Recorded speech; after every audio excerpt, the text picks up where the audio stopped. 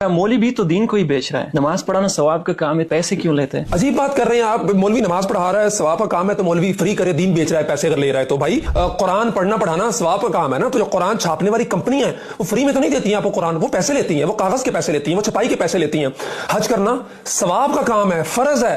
Travel एजेंसियां आपको मुफ्त में तो हज पे नहीं भेज देती, वो पैसे लेती हैं ना आपसे। जहाज वाले पैसे लेते हैं आपसे, मस्जिदें बनाई जाती हैं, अंदर नमाज होती है, कुरान पढ़ा जाता है, सारे नेकी के काम होते हैं। लेकिन मिस्त्री मस्जिद बनाने के पैसे लेता है, मस्जिद में लगने वाली सीमेंट के आप पैसे देते हैं, सरिये के पैसे देते हैं, मजदूरों को आप पैसे देते हैं। शादी आधा ईमान है, निकाह सुन्नत है, दीन का हिस्सा है। लेकिन बेद छुआरों से लेके, कपड़ों से लेके, कैटरिंग वालों से लेके, शादी हाल वालों पे लाखों रुपए आप लुटा देते हैं। लेकिन अगर मौलवी को 5,000 रुपया, 10,000 रुपया, निकाह जिसने पढ़ाना है, आपके इस रिश्ते को हलाल करना है, अगर आपको देने पड़ जाए तो आपको मौत पड़ जाती है। अजीब बात कर रहे हैं आप। मौलवी हमारी नजरियाती शर्तों का मुहाफिज है, हमारे ईमान की फिक्र कर रहा है, हमारे दीन की फिक्र कर रहा है, तो उसका जो टाइम वो दे रहा है दीन के लिए, मस्जिद के लिए, पाबंद होकर बैठा है आपकी नमाज पढ़ाने के लिए, जनाजे पढ़ाने के लिए, आपके साथ दीनी मामलात की तरह ताउन करने के लिए, तो उसका नफा पूरा करना भी आपकी जिम्मेदारी है।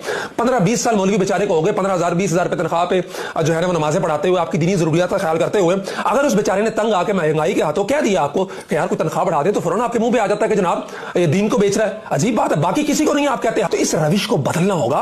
वो अपनी सर्विसेज दे रहा है, वो टाइम दे रहा है, वो आपके लिए पाबंद होकर बैठा हुआ है, तो इसलिए उसकी जरूरियात का ख्याल रखना है आपकी जिम्मेदारी। आप ये नहीं कह सकते कि वो दीन को बेच रहा है। अगर मौलवी दीन को बेच रहा है तो फिर हज सर्विसेज वाले दीन को बेच रहे हैं।